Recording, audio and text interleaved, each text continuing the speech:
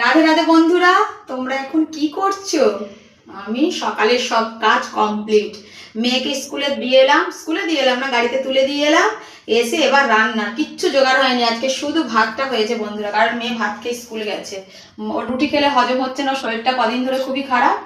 তো এবার কি বাজার এনেছে আমি তোমাদের সাথে সেটা শেয়ার করব। সবজি কাটা এখনো কিছু হয়নি, শুধু বাজার থেকে কি মাছ চিংড়ি এসছে সেটাই দেখা। মাছ এসছে না ডিম এসছে যে?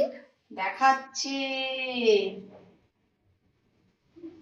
এটা আগে দেখি, তলারটা আগে দেখি কি এনেছে। Heavy heavy heavy heavy, wow!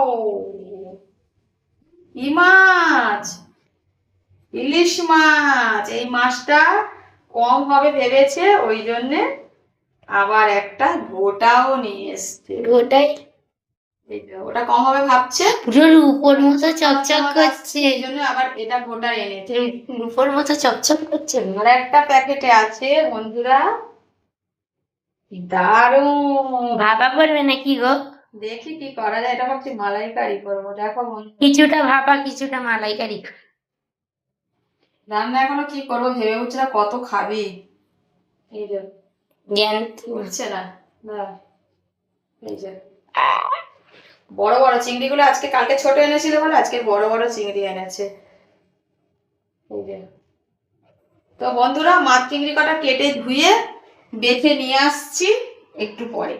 দেখো বন্ধুরা, মাছ সব কেটে ধুয়ে নিয়ে এসছি, চিংড়ি মাছও কাটা হয়ে গেছে। তো কালকে চিংড়ি মাছের ভাপা করেছিলাম, রিম্পা খেয়ে বলেছে খুব ভালো হয়েছে, আজকেরও করতে। তো চিংড়ি মাছের ভাপা করব, আর ইলিশ মাছটা কচু বেগুন আলু দিয়ে তরকারি করব। আজকের মোট এই রান্না করব। আর কি করব দেখি, কচু বেগুন আলু সর্ষে বাটা দিয়ে যেরকম ঝোল ঝোল মতো করে, আর ইলিশ মাছের তেল তো আছে, একটু আলু ভাজবো পটল ভাজবো, ওই দিয়েই খাওয়া হয়ে যাবে। আর চিংড়ি মাছের ভাপা, আর কিছু লাগে বন্ধুরা? আমার তো মনে হয় আর কিছু লাগে না। তো বন্ধুরা, তোমরা কে কে এইরকম খাবার খেতে ভালোবাসো প্লিজ কমেন্ট করে জানিও।